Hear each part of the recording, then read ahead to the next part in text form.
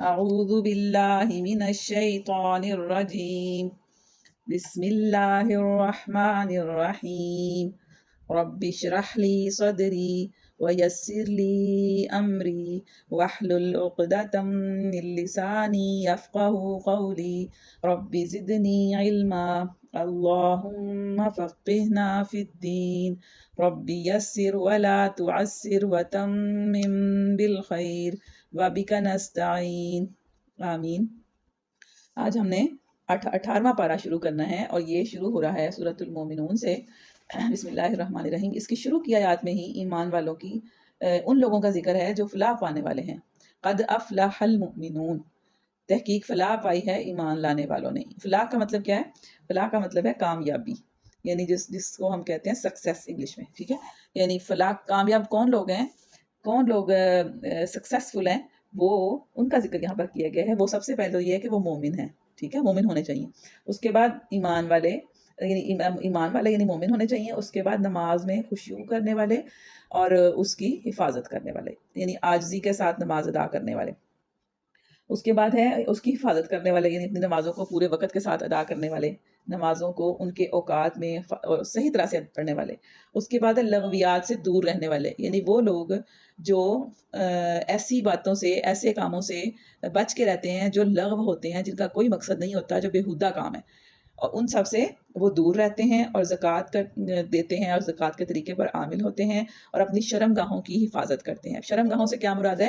شرم گاہوں سے مراد یہ ہے کہ آپ کا جو 70 قابل شرم حصے ہیں نا جسم کے، جن کو چھپانا اللہ تعالیٰ نے فرض کیا ہے کہ آپ نے ہر کسی سے چھپانا ہے، خواہ وہ مرد ہو یا عورت ہو، یعنی عورتوں سے بھی چھپانا ہے آپ نے وہ حصے، عورتوں سے بھی چھپانے ہیں وہ حصے، ان کی حفاظت کرتے ہیں۔ جیسے عورتوں کا پورا جسم ہی ایسا ہے کہ وہ چھپانے کے قابل ہے، سوائے اس کے چہرے کے اور اس کے ہاتھوں پاؤں کے، ٹھیک ہے، وہ اس کی حفاظت کرنے والے ہوتے ہیں، اور امانتوں اور عہد کا پاس کرتے ہیں۔ یعنی یہ لوگ کون ہیں؟ یہ فلاح پانے والے ہیں، یعنی کامیاب لوگ ہیں، یعنی اللہ تعالیٰ کے ہاں جو اصل کامیاب لوگ ہیں۔ ہماری نظر میں تو وہ کامیاب ہوتے ہیں جس کے پاس پیسہ ہو، مال ہو، جس کے پاس بڑی گاڑی ہو، جس کے پاس بڑا سٹیٹس ہو، ہے نا، ہمیں وہ کامیاب لگتا ہے۔ لیکن اللہ تعالیٰ کہتے ہیں کہ کامیاب اصل میں یہ لوگ ہیں، خواہ وہ دنیاوی لحاظ سے غریب ہی کیوں نہ ہو، خواہ دنیاوی لحاظ سے ان کا سٹیٹس اتنا اونچا نہ ہو، لیکن اللہ کے یہاں ان کا سٹیٹس بہت ہائی ہے، اور وہ کامیاب لوگ ہیں کیونکہ وہ جنت میں جانے والے ہیں۔ اس کے بعد اللہ تعالیٰ یعنی آگے اللہ تعالیٰ فرما رہے ہیں کہ تخلیق کا جو کام ہے نا، یعنی پیدا کرنے کا جو کام ہے، پیدائش کا جو کام ہے، اصل میں وہ اللہ کا ہی ہے۔ اللہ ہی ہر چیز کا خالق ہے، وہی تخلیق کرتا ہے، کوئی انسان تخلیق نہیں کر سکتا،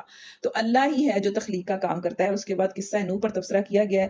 پھر آگے اللہ تعالیٰ جو ہے وہ بتا رہے ہیں کہ آزمائش جو ہے نا، وہ تو اللہ ہر کسی کی کر رہے ہیں، ہو کر ہی رہے گی۔ ہر کسی کو کسی نہ کسی طریقے سے آزمایا جاتا ہے اور آزمایا جائے گا۔ یعنی اللہ تعالیٰ نے دیکھنا ہے کہ سچا مومن کون ہے اور اخلاص والا کون ہے، کون اس کے راستے میں خالص ہے، تو اس کے لیے اللہ تعالیٰ آزماتے ہیں۔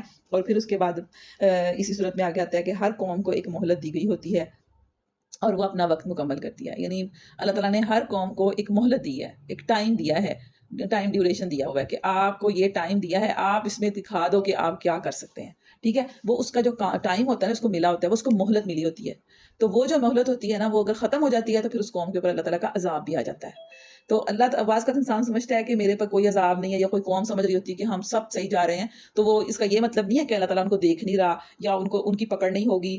ان کو ایک جو ٹائم پیریڈ دیا ہے، اس کے بعد ان کی پکڑ ہوگی، ان کو پکڑ لیا جائے گا، ان پہ اللہ کا عذاب بھی آ سکتا ہے، اور کئی طریقے سے اللہ پکڑ لیتے ہیں۔ اس کے بعد پھر پاک چیزیں کھانے کا حکم ہے، اور نیک کام کرنے کا حکم دیا جا رہا ہے کہ کھاؤ پاک اور صاف چیزیں اور نیک عمل کرو۔ جیسے پہلے بھی بتایا تھا کہ کھانے کا ہماری زندگی کے اوپر کتنا زیادہ اثر ہوتا ہے، کہ جس طرح کی چیزیں انسان کھاتا ہے اسی طرح کے وہ کام کرتا ہے۔ اسی لیے ایسی چیزوں سے منع کیا گیا ہے جو انسان کے لیے اس کے اخلاق کو خراب کرنے والی ہیں۔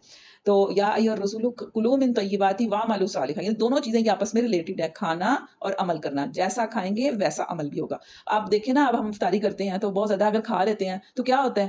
عمل کرنے جوگے رہتے ہی نہیں ہیں، نہ ہم عبادت کرنے جوگے رہتے ہیں، نہ ہم کوئی اور ہم سے ایکٹیویٹی ہو پاتی ہے، بس نیند آ رہی ہوتی ہے، ہم کہتے ہیں افطاری کر لی ہے، بس اب سو جائیں۔ تو اس لیے کھانے کا بھی حکم، یعنی کیسا کھاؤ، پاک کھاؤ، اور ساتھ یہ بھی ہم نے پڑھا تھا نا پہلے کہ اعتدال سے آگے نہ بڑھو، حد سے نہ بڑھو، یعنی کھاؤ تو کتنا حد میں رہ کے کھاؤ، بے حد و حساب نہیں کھانا، وہ بھی نقصان دہ ہو جاتا ہے۔ اور اس کے بعد عطا فرماتے ہیں کہ کیا وہ لوگ جن کو ہم مال اور اولاد دیے جا رہے ہیں تو گویا انہیں بھلائیاں دے رہے ہیں. لیکن کئی لوگ سمجھتے ہیں نا کہ ان کے پاس بہت مال ہے یا ان کے پاس بڑی اچھی اولاد ہے, بیٹے بیٹیاں سب کچھ ہے. تو اس وقت جو ہے نا, ہم اس وقت کی جو کنڈیشن ہے وہ تھوڑی ڈفرینٹ ہے. ہم لوگ زیادہ جس کی اولاد ہوتی ہے اس کو سمجھتے ہیں ہوئے یہ تو بہت برا پھنس گیا, اس کے اتنے سارے بچے ہیں. لیکن پہلے جو تھا نا, لوگ اولاد پہ فخر کیا کرتے تھے. جتنی زیادہ کس کی اولاد ہوتی تھی نا, وہ اتنا زیادہ فخر کرتا تھا کہ میرے اتنے زیادہ بیٹے ہیں, اتنی زیادہ بیٹیاں ہیں, تو میرا بہت جتھا ہے, میرے جو سہارا ہیں, میرا جو سیو کرنے والے ہیں, میری سائڈ لینے والے ہیں, وہ بہت زیادہ ہیں, میرا گروپ ہے وہ. تو اس وقت خاص طور پر اولاد کا بار بار ذکر آتا ہے کہ ایک مال اور ایک اولاد. انسان سمجھتا ہے کہ میرے پاس یہ ہے تو مجھ سے اللہ بڑا راضی ہے. اس کا مطلب وہ سمجھتا ہے کہ اللہ مجھ سے راضی ہے. لیکن اللہ تعالیٰ فرماتے ہیں کہ یہ بات نہیں ہے کہ جس کو ہم نے مال اور اولاد دیا وہ یہ بالکل بھی نہ سمجھے کہ اللہ اس سے راضی ہے. بلکہ یہ چیزیں کس لیے دی گئی ہیں؟ یہ تو صرف آزمانے کے لیے انسان کو دی گئی ہیں. یہ تو اس کی آزمائش ہے کہ انسان مال لے کر کیا کرتا ہے اور اولاد کے ساتھ کیا کرتا ہے. اور اس کے بعد رب سے ڈرنے والے جو لوگ ہیں ان کے بارے میں بتایا گیا ہے کہ وہ کیسے ہوتے ہیں.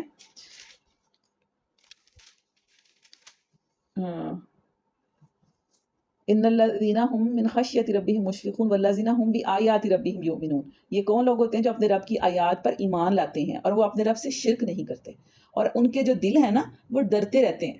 یعنی وہ نیک کام بھی کرتے ہیں تو تب بھی وہ اس پہ یہ نہیں کرتے کہ ہاں میں نے تو بہت نیکیاں کر لیا, مجھے تو بس فکر ہی کوئی نہیں ہے اب اپنی آخرت کی, مجھ سے تو اللہ راضی ہے. نہیں, بلکہ وہ پھر بھی ڈرتے رہتے ہیں کہ کوئی کسی بات سے اللہ ناراض نہ ہو جائے. اور اولئک یسارعون فی الخیرات, اور یہ وہ لوگ ہوتے ہیں جو نیکیاں کرنے میں جلدی کرتے ہیں, نیکیوں میں ڈیلے نہیں کرتے. وہ یہ نہیں کہتے اچھا چلو آج نیکی کا موقع ہے تو چلو پھر کوئی بات نہیں, میں یہ نیکی کل بھی تو کر سکتا ہوں. نہیں, بلکہ وہ جلدی کرتے. وہ کہتے ہیں پتہ نہیں لائف ختم ہی نہ ہو جائے, زندگی ختم ہی نہ ہو جائے میری, جب مجھے نیکی کا موقع ملے میں فوراً کر لوں. وہم لہا سابقون, وہ اس کے لیے سبقت پا لینے والے ہیں, آگے آگے آتے ہیں. اور اس کے بعد اللہ تعالیٰ نے ایک اور بات بتائی ہے کہ ولا نکلف نفسا الا وسعها. اللہ تعالیٰ کہتے ہیں ہم کسی کو, کسی بھی جان کو اس کی وسعت سے بڑھ کے تکلیف نہیں دیتے. یعنی اللہ تعالیٰ یا اس کو بوجھ نہیں ڈالتے. سوری, ولا نکلف یعنی تکلیف کا مطلب یہاں پر یہی ہے کہ بوجھ ڈالنا, ہم اس کو مکلف نہیں کرتے. یعنی اللہ تعالیٰ نے جتنی کسی کی استطاعت رکھی ہے, اللہ نے اسی کی استطاعت کے مطابق اس سے سوال جواب کرنے ہیں. لیکن یہ استطاعت اس شخص کو پتا ہے یا اللہ کو پتا ہے, کوئی دوسرا نہیں جج کر سکتا اس کے بارے میں کہ اچھا یہ تو اچھی ولی ہے, یہ بھی کر سکتی ہے, یہ وہ بھی کر سکتی ہے. یہ انسان خود جانتا ہے کہ میں کتنا کر سکتا ہوں. وہ کیسے جان سکتا ہے؟ وہ جب وہ جاننا چاہے نا کہ میرے میں کتنی وسعت ہے میں نیکیاں کر لوں, تو وہ یہ جانے کہ میں دنیا کے کاموں میں کتنی آگے بڑھتا ہوں, دنیا کے کام میں کتنے آگے بڑھ کے کرتا ہوں. اگر تو وہ دنیا میں تو بڑا وہ جان لگا لیتا ہے, تو جب دوسرا کام آتا ہے, جب قرآن کی باری آتی ہے, جب دین کی باری آتی ہے, تو پھر وہ سست ہو جاتا ہے اور کہتا ہے میری سے تو طبیعت ہی خراب رہتی ہے, میرے پاس تو ٹائم ہی نہیں ہوتا. تو اس کا مطلب ہے کہ اس کے پاس وسعت ہے لیکن اس نے ترجیح نہیں دی ہوئی. تو اللہ تعالیٰ نے جتنی بھی قدرت ہے اسی کے مطابق سوال کرنا ہے. اور اس صورت کے آخر میں بہت پیاری دعا ہے, وہ میں آپ کو سنا دیتی ہوں. ہاں جی, نبی صلی اللہ علیہ وسلم سے فرمایا جا رہا ہے کہ آپ دعا کریں رب اغفر وارحم وانت خیر الراحمین, کہ اے میرے رب مجھے بخش دے اور مجھے رحم فرما, تو سب سے بڑھ کر رحم فرمانے والا ہے. اور یہ دوسرا اشرہ جاری ہے اور دوسرے اشرے کی بھی یہ دعا ہے. جی, اس کے بعد آپ سٹارٹ ہو رہی ہے سورہ نور. ٹھیک ہے, یہ بہت زیادہ اہم سورہ ہے. اس کے دیکھ لیتے ہیں اہم مضامین. مختصر سا میں آپ کو بتا دیتی ہوں. بسم اللہ الرحمن الرحیم, یہ مدنی صورت ہے. اس میں یہ صورت جب نازل ہوئی نا تو اس وقت نازل ہوئی تھی جب حضرت عائشہ جو نبی اکرم صلی اللہ علیہ وسلم کی زوجہ تھیں, ام المومنین تھیں, ان پر الزام لگایا گیا تھا. ایک قافلے کے ساتھ وہ تھیں, مطلب نبی صلی اللہ علیہ وسلم بھی اس میں تھے, اور وہاں پر کہیں قافلہ رکا, تو یہ رفع حاجت کے لیے وہاں سے گئی ہیں ایک سائڈ پر, تو قافلہ چلا گیا. پتہ نہیں چلا قافلے کو کہ یہ وہ جو ہود سے ہودا کہتے ہیں ان کو, اس میں بیٹھی ہوتی ہے نا گھوڑوں کے اوپر یا اونٹوں کے اوپر لگائے ہوتے ہیں خواتین کے لیے, وہ اس کے اندر ہوتی تھی خواتین. تو وہ پتہ نہیں چلا کہ وہ اس کے اندر ہیں یا ابھی بیٹھی ہیں کہ نہیں بیٹھی. وہ جب قافلہ چلا تو وہ سب چل پڑے, کسی کو پتہ بھی نہیں چلا کہ وہ اندر ہیں ہی نہیں ہے. تو جب وہ واپس آئی ہیں تو دیکھا تو قافلہ جو تھا نا وہ چل پڑا تھا, اور وہاں صرف ایک صحابی موجود تھے جو اسی لیے تھے کہ اگر کوئی پیچھے رہ جائے تو اس کو ساتھ لے آیا جائے. تو وہ ان کو لے کر واپس قافلے کے اندر شامل ہو گئے. جب لوگوں نے ان کو دیکھا نا کہ وہ ایک غیر مرد کے ساتھ آ رہی ہیں, تو کچھ لوگوں نے کیا کر دیا, ان کے اوپر, ان کے کردار کے اوپر الزام لگا دیا. جب الزام لگایا گیا تو اس کے بعد کافی ٹائم گزر گیا بیچ میں نا, فوراً سے یہ صورت نازل نہیں ہوئی لیکن کچھ ٹائم گزرا. اصل میں یہ بھی لوگوں کی آزمائش ہی تھی جو ٹائم گزرا. اللہ چاہتے تھے کہ دیکھیں کہ کون ہے جو, ہر کسی کا کردار دیکھنا چاہتے تھے کہ کون ہے جو یکدم دیکھ کر کہتے ہیں ہاں یہ صحیح کہہ رہے ہیں, الزام سچا ہے. عائشہ جو ہیں خدا نخواستہ نعوذ باللہ وہ کسی غلط کام میں ملوث تھیں. یا لوگوں نے دیکھا یہ کیوں نہیں کہا کہ نہیں عائشہ، حضرت عائشہ ایسا ہو ہی نہیں سکتی، بالکل نیک اور پاک خاتون ہے، ٹھیک ہے نا. کچھ لوگوں کے بارے میں ہم فوراً گواہی دے دیتے ہیں، اور اگر کوئی الزام بھی لگائے تو ہم کہتے ہیں نہیں نہیں وہ ایسی نہیں ہے. تو ایسا کیوں نہیں کہا نا. تو یہ اصل میں ایمان والوں کی بھی آزمائش تھی. تو پھر اس تھوڑا عرصہ گزرا تو پھر اللہ تعالیٰ نے یہ صورت نازل کی تھی، اور پھر ہی نبی صلی اللہ علیہ وسلم کو بھی حقیقت حال واضح ہوئی تھی. اس وقت تک نبی صلی اللہ علیہ وسلم بھی پریشان تھے، حضرت عائشہ بھی بہت پریشان تھی، حضرت عائشہ کے والد حضرت بکر صدیق بھی بہت پریشان رہے. بہت تھوڑا ٹائم جو تھا وہ ایسے گزرا تھا جس میں بہت زیادہ پریشانی بنی تھی. لیکن پھر اللہ تعالیٰ نے یہ صورت نازل کی، اور یہ بہت ان کی یعنی کہ برات بھی تھی اس میں کہ وہ بالکل پاک اور صاف ہے، انہوں نے کوئی گناہ نہیں کیا ہے. اور اس کے بعد ہم دیکھتے ہیں کہ اس صورت کے اندر 3 طرح کے جو چیزیں ہیں وہ ہمیں ملیں گی. ایک تو قانونی احکامات ملیں گے، یعنی قانون بتایا گیا کہ یہ والا معاملہ ہو، یہ والا کام ہو تو کیا اس کی سزا ہونی چاہیے، کیا کرنا چاہیے. اور دوسرا اس میں سبق بھی تھی اور ہدایات بھی ہیں. اور تیسرا اس میں معاشرتی احکامات بتائے گئے ہیں کہ کوئی ایسا کام نہ ہو جس پر کوئی کسی پر الزام لگا سکے، کوئی کسی کو ایسا کہہ سکے. وہ ساری چیزیں جو ہیں وہ آگے بیان کر دی گئی ہیں. اچھا، اس میں جو قانون تھا وہ کیا تھا کہ یہ سورت جو ہے نا اللہ تعالیٰ نے فرض کی ہے. اس میں شروع میں بتا دیا گیا کہ سورۃ انزلناہا وفرضناہا وانزلنا فیہا آیات بینات لعلکم تذکرون، کہ یہ سورت جو ہے جو نازل کی ہے ہم نے اور ہم کو فرض کیا ہے، یہ اصل میں ہم نے اس کو فرض کیا ہے، اس کے احکامات فرض ہیں. اس کے بعد زنا کی سزا بتائی دی گئی ہے، اور کہا گیا کہ جو کوئی زانی ہو، جس نے زنا کیا ہو، اس کو سب کے سامنے سزا دی جائے تاکہ لوگ اسے عبرت حاصل کریں، لوگوں کو نصیحت ہو جائے. پھر اس کے بعد تہمت لگانے کی سزا بتائے گی کہ اگر کوئی نیک پاک عورت پر تہمت لگاتا ہے، الزام لگاتا ہے، حالانکہ وہ ایسی نہیں ہے، انہوں نے اس کو ایسا کسی غلط کام میں ملوث اپنی آنکھوں سے نہیں دیکھا ہے، اور صرف الزام لگا دیا ہے، کسی نے کہہ دیا آگے سے، اس نے پکڑ کے آگے پہنچا دیا، تو اس کی سزا بتائی گئی ہے. اس کی باقاعدہ سزا ہے اسلام کے اندر کہ کوئی کسی کی کردار کشی اسی طرح بغیر ثبوت کے نہیں کر سکتا. کیونکہ دیکھیں نا، اب ہم دیکھتے ہیں کہ کسی کے اوپر تہمت لگانا کتنا آسان ہو گیا، کیونکہ سزا ہی نہیں دی جا رہی ہمارے ملک میں، قانون ہی نہیں ہے نافذ اسلام کا، قرآن کا. تو پھر تہمت لگانا بڑا آسان ہے، جو مرضی جس کے اوپر مرضی بیٹھ کے سوشل میڈیا پہ بیٹھ کے جو مرضی بات کر دیتا ہے، پھر وہ دوسرا چارہ ڈیفینڈ کرتا رہ جاتا ہے، اس کے پاس ثبوت ہو یا نہ ہو، اور پھر پوری دنیا میں وہ چیز جو ہے وہ پھیل جاتی ہے. تو یہ جو ہے نا وہ اس لیے ہوتا ہے، کوئی کر دیتا ہے کیونکہ اس کو پتا ہے کہ میں جھوٹا بھی ہوا تو مجھے کون سا کسی نے سزا دے دینی ہے. لیکن اللہ تعالیٰ نے کہا ہے کہ جو کہ تہمت لگائے تو اس کی سزا ہے. پھر اس کے بعد لیان کا حکم ہے. اگر میاں اور بیوی کے درمیان مطلب کہ مس انڈرسٹینڈنگ ہو جاتی ہے بعض کا، یا واقعی ایسا ہوتا ہے کہ میاں جو ہے وہ کسی عورت کے ساتھ انوالو ہوتا ہے اور بیوی کو پتہ چل جاتا ہے، یا بیوی کسی غیر مرد کے ساتھ انوالو ہوتی ہے تو اور شوہر کو پتہ چل جاتا ہے، تو پھر اس کے لیے ایک باقاعدہ حکم ہے کہ کس طریقے سے وہ جا کے عدالت میں قسمیں کھائیں گے، اور پھر جو گناہ گار ہوگا اس کو اس کے مطابق سزا دی جائے گی. اس کے بعد اللہ تعالیٰ نے جو سبق ہے نا اس میں ہم وہ ڈسکس کر لیتے ہیں کہ اس میں سبق کیا کیا ہیں ہمارے لیے. اس میں یہ سب سے پہلے یہ اللہ تعالیٰ نے کہا ہے کہ اس واقعہ کو، اس کو واقعہ افک کہا گیا ہے، کو شر نہیں بلکہ خیر سمجھو. یعنی یہ شر نہیں ہے، کیونکہ اللہ تعالیٰ نے ایک چیز سچویشن جو تھی وہ سامنے لے آئی، اس سچویشن جو تھی اگر سامنے نہ آتی تو یہ احکامات بھی نازل نہ ہوتے.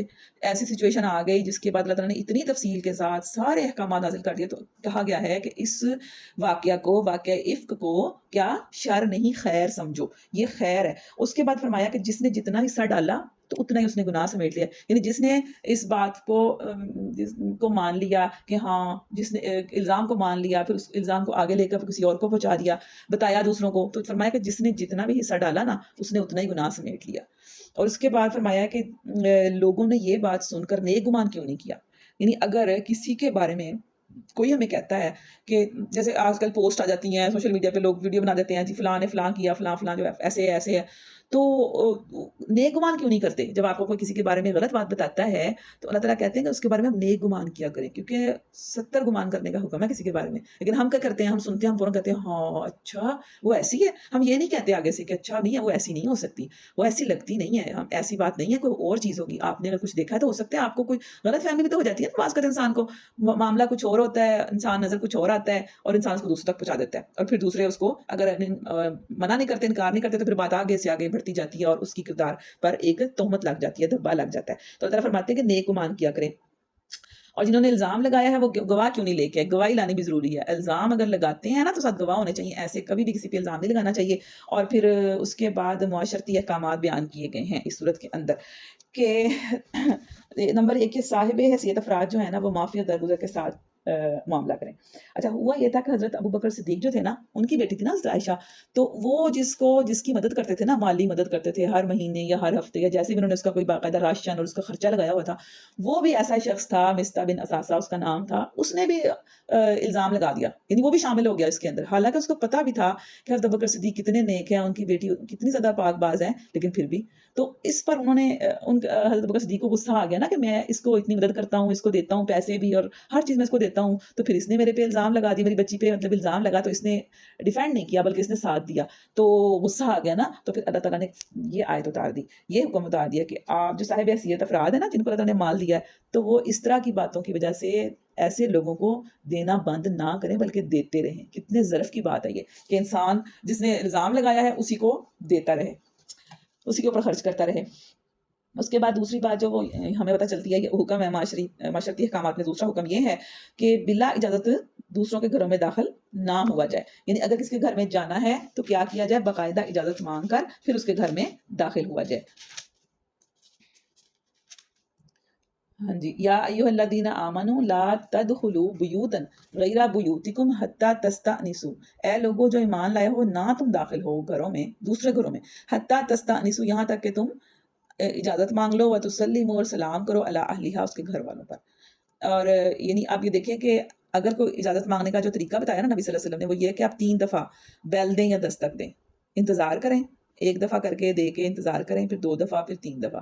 اگر اس کے بعد وہ آپ کو کہہ دیتے ہیں نا گھر سے کہ نہیں آنا، نہیں آپ نہ آئیں، ہم فارغ نہیں ہیں، یہ کوئی مسئلہ ہے، تو آپ مائنڈ نہیں کریں گے، آپ واپس چلے جائیں گے. یا کوئی دروازہ نہ کھولے تب بھی آپ مائنڈ نہیں کریں گے اور چلے جائیں گے. لیکن آج کل دیکھیں ہمارے پاس فون کی سہولت موجود ہے، تو اس لیے کسی کی طرف جانا ہو نا تو بہتر یہ ہے، بہترین طریقہ یہ ہے کہ آپ اس سے فون کریں، اس کو میسج کریں، اس سے پہلے پوچھ لیں وہ فارغ ہے تو پھر آپ جائیں. اگر وہ آپ کو کہہ دے کہ نہیں میں اس ٹائم فارغ نہیں ہوں تو پھر آپ مائنڈ نہ کریں. کچھ لوگ اس بات کا بھی غصہ کر جاتے ہیں اور دوبارہ فون نہیں کرتے، کہتے ہیں میں نے نہیں آنا، بھی آپ تو مصروفی اتنی ہوتی ہیں تو میں نے کیا آنا ہے. تو ایسے لوگوں کو یہ پڑھنا چاہیے قرآن پاک، تاکہ ان کو پتہ چلے کہ اللہ تعالیٰ نے یہ اجازت دی ہوئی ہے. اس کے بعد مرد اور خواتین دونوں سے کہا جا رہا ہے کہ اپنی نظریں بچا کر رکھیں. یعنی کیا مطلب ہے کہ دوسروں کی طرف نہ دیکھیں، مطلب عورتیں جو ہیں وہ کیا مردوں کی طرف نہ دیکھیں، مرد جو ہیں وہ عورتوں کی طرف نہ دیکھیں، دونوں کو اپنی نگاہیں نیچی رکھنے کا حکم ہے. یعنی آپ دیکھیں کہ یعنی یہ بہت ضروری بات ہے کہ جو راہ چل رہے ہیں آپ اور راستے میں کوئی بھی جا رہا ہے نا مرد، دیکھنا نہیں ہے اس کو. اور جو مرد ہے ان کے لیے بھی یہ ہے کہ وہ راستے میں جا رہے ہوں تو انہوں نے کسی کی طرف آنکھ اٹھا کر دیکھنا، کیونکہ اسی سے پھر مسائل بنتے ہیں، فتنے پیدا ہوتے ہیں، اسی سے پھر آگے سے آگے بہت بڑے بڑے گناہ جو ہیں وہ انسان کر جاتا ہے. اور اس کے بعد کہا جا رہا ہے کہ شرم گاہوں کی حفاظت کریں. پھر اس کے بعد عورتیں جو ہیں وہ اپنی زینت ظاہر نہ کریں سوائے وہ جو خود ظاہر ہو جائے. وہ پوری لسٹ بتا دی گئی ہے کن کن کے سامنے جو ہے وہ اپنی زینت، یعنی زینت کا مطلب یہ کہ آپ تیار ہو کر اچھے کپڑے پہن کر، میک اپ کر کے، زیور پہن کر آپ کس کے سامنے آ سکتے ہیں اور کس کے سامنے آپ نہیں آ سکتے. وہ پوری لسٹ بتا دی گئی ہے، تو وہ میں آپ کے سامنے رکھ دیتی ہوں کہ اللہ تعالیٰ نے فرمایا کہ اے نبی مومن عورتوں سے کہہ دو کہ اپنی نظریں بچا کر رکھیں اور اپنی شرم گاہوں کی حفاظت کریں اور اپنا بناؤ سنگار نہ دکھائیں بجز اس کے کہ جو خود ظاہر ہو جائے. یعنی کچھ چیزیں ہوتی ہیں کہ آپ چھپائی بھی ہوتی ہے نا تو پھر بھی تھوڑی بہت فیل ہو جاتی ہیں، جیسے کہ اگر آپ نے کوئی گاؤن ایسا پہنا ہوا ہے یا آپ نے کوئی چادر ایسی لی ہوئی ہے تو وہ بھی پیاری لگتی ہے نا، لی ہوئی وہ بھی خوبصورت لگتی ہے، تو اس میں کوئی حرج نہیں ہے. اور اس کے بعد اور اپنے سینوں پر اپنی اوڑھنیوں کے آنچل ڈالے رہیں. ٹھیک ہے، اپنے سینے جو ہیں وہ کور کر کے رکھیں اور اپنا بناؤ سگار ظاہر نہ کریں مگر ان لوگوں کے سامنے، یعنی ان کے سامنے وہ اپنا بناؤ سگار ظاہر کر سکتی ہیں، تیار ہو کے عید پہ، شادی پہ ان کے سامنے آ سکتی ہیں، اس کے علاوہ کسی کے سامنے وہ نہیں آ سکتی. اس میں سب سے پہلے شوہر ہے، پھر اس کے بعد باپ ہے، پھر اس کے بعد شوہروں کے باپ ہیں یعنی سسر، اس کے سامنے بھی آ سکتی ہے، پھر اپنے بیٹے ہیں ان کے سامنے آ سکتی ہے، پھر شوہروں کے بیٹے ہیں. یعنی اگر ایک مرد نے ایک سے زیادہ شادیاں کی ہیں تو اس کی دونوں بیویوں سے یا ایک سے بچے ہوں تو دوسری بیوی کے سامنے وہ دوسری بیوی جو ہے اس بیٹے کے سامنے تیار ہو کے سنگار کے ساتھ میک اپ کر کے آ سکتی ہے.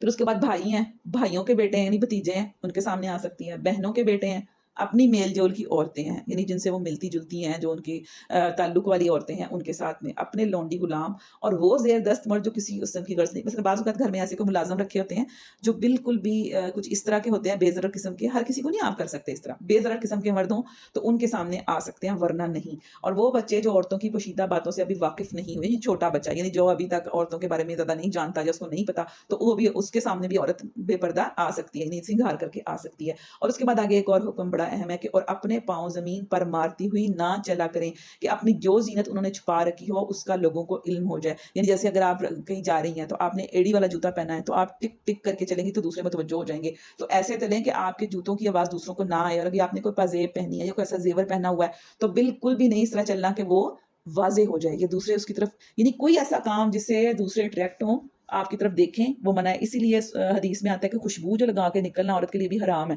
بالکل سخت منع ہے, کیونکہ جب خوشبو آپ اتنی زیادہ لگا لیتے ہیں, جب گزریں گے تو جو آپ کے پاس سے گزرے گا وہ ضرور آپ کی طرف متوجہ ہوگا, کیونکہ آپ بھی متوجہ ہوتے ہیں نا جب کوئی دوسرا خوشبو لگا کے آپ کے پاس سے گزرتا ہے تو آپ فوراً اس کو دیکھتے ہیں کہ واہ کیا خوشبو لگائی ہے, اور فوراً اس کی طرف اٹریکشن ہو جاتی ہے. تو ایسی چیزوں سے منع کیا. خوشبو لگانی ہے تو اتنی لگائیں جس کی خوشبو جو ہے پھیلے نہ, بس لمیٹڈ سی ہو, تو آپ تک رہے کہ آپ کے پاس اگر کوئی خاتون بیٹھتی ہے یا آپ کلاس میں بیٹھتے ہیں تو صرف اسی کو آئے, کسی دوسرے کو, دور والے کو نہ آئے.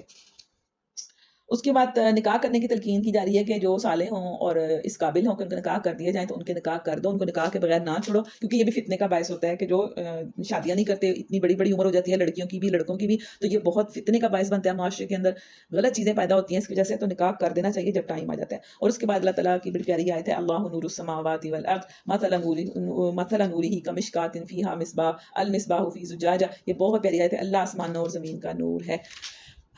اور اس کے بعد آگے کچھ اور معاشرتی احکامات بھی دی گئے ہیں کہ یعنی کچھ اوقات جو ہے نا مخصوص بتا دیے گئے کہ ان اوقات میں اگر اپنے ماں باپ کے کمرے میں جانا ہو تو, یا کوئی بھی میاں بیوی ہوں, بھائی بھابھی بھی ہو سکتے ہیں, بہن بھائی بھی ہو سکتے, بہن اور اس کا شوہر ہو سکتا ہے, تو اگر ان کے کمرے میں جانا ہو تو کن اوقات میں اجازت لے کر جانا ہے, اجازت کے بغیر نہیں جانا. یعنی کمروں میں جانے کے لیے بھی آپ نے پرمیشن لینی ہے. کتنے زیادہ ڈیپلی ہمیں ہر حکم اللہ تعالیٰ نے قرآن پاک میں بتا دیا ہوا ہے, اگر ہم پڑھیں تو پھر ہمارے لیے مسائل نہ پیدا ہوں. اس میں سے کون سے اوقات ہیں؟ رات کا وقت ہے, اور صبح فجر کے بعد کا وقت ہے, اور دوپہر کا وقت ہے.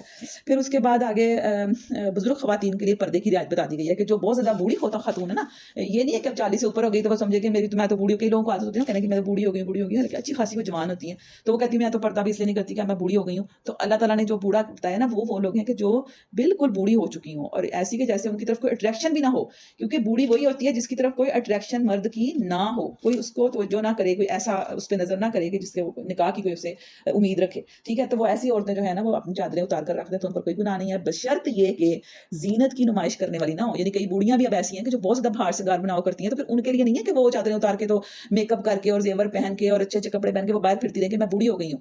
ٹھیک ہے نا, وہ بشرط یہ کہ وہ زینت نہ دکھائیں, بالکل ان کا پتہ ہی نہ ہو کہ میں نے کوئی بناؤ سے گار کرنا بھی ہے. اب تو بہت ایج کی عورتیں بھی جاتی ہیں تو وہ کہتی ہیں کہ میں ابھی جوان ہوں, وہ اس طرح کے اپنے آپ کو ٹیکے لگواتی ہیں, اس طرح کے انجیکشنز اور اس طرح کی دوائیاں کھاتی ہیں اور اس طرح کے ایکسرسائز کرتی ہیں اور پتہ نہیں کیا کیا کرتی ہیں کہ میں جوان رہوں. اب تو بالکل ہی الٹ ہو گیا نا. تو پھر ایسی عورتیں کہ جو سنگھار بالکل بھی نہ کرنے والی ہوں تو وہ چادر اتار سکتی ہیں. ٹھیک ہے, تاہم وہ بھی حیاداری ہی برتیں تو ان کے حق میں اچھا ہے.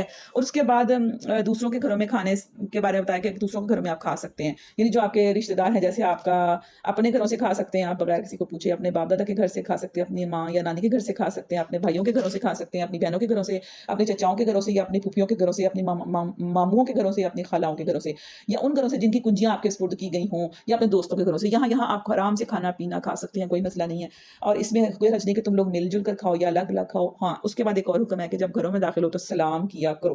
تو یہ دعائے خیر ہے, اللہ کی طرف سے مقرر فرمائی ہے, بڑی بابرکت اور پاکیزہ. اس طرح اللہ تعالیٰ تمہارے سامنے آیات بیان کرتے تو کہ تم سمجھ بوجھ سے کام لوگے. اور اس کے بعد آخر میں رسول صلی اللہ علیہ وسلم کا احترام کرنے کا حکم دیا گیا ہے کہ رسول اکرم صلی اللہ علیہ وسلم کے بلانے کو عام لوگوں کے بلانے جیسا نہ سمجھا کرو. وہ اللہ کے بہت قریب اور محبوب ہستی ہیں, ان کو عام انسانوں کی طرح نہ سمجھو, بلکہ اگر وہ کوئی حکم دیں تو ان کی فوراً ان کی بات مانو. ان کی خلاف ورزی اگر کرو گے تو پھر جو لوگ کرتے ہیں ان کی خلاف ورزی, ان کو ڈرنا چاہیے کہ وہ کسی عذاب میں یا کسی فتنے میں مصیبت میں مبتلا نہ ہو جائیں. اللہ تعالیٰ ہمیں عمل کرنے کی توفیق عطا فرمائے. آگے سورہ فرقان شروع ہو رہی ہے, لیکن انشاءاللہ کل وہ 19ویں پارے کے ساتھ انشاءاللہ ہم پڑھیں گے, کیونکہ اب ٹائم بھی بہت زیادہ ہو گیا ہے, اس میں بہت ڈیٹیل تھی. اللہ تعالیٰ ہمیں عمل کرنے کی توفیق عطا فرمائے. آج ہم نے جو سنا ہے وہ ہمارے لیے بہت سارے عمل کے پہلو ہیں. اللہ تعالیٰ ہمیں اس پر بہترین طریقے سے عمل کرنے کی توفیق عطا فرمائے, اور ہمیں توفیق دے کہ ہم دوسروں کو بھی یہ باتیں بتانے والے ہوں, دوسروں تک یہ باتیں پہنچانے والے ہوں. آمین. واخر دعوانا ان الحمد للہ رب العالمین.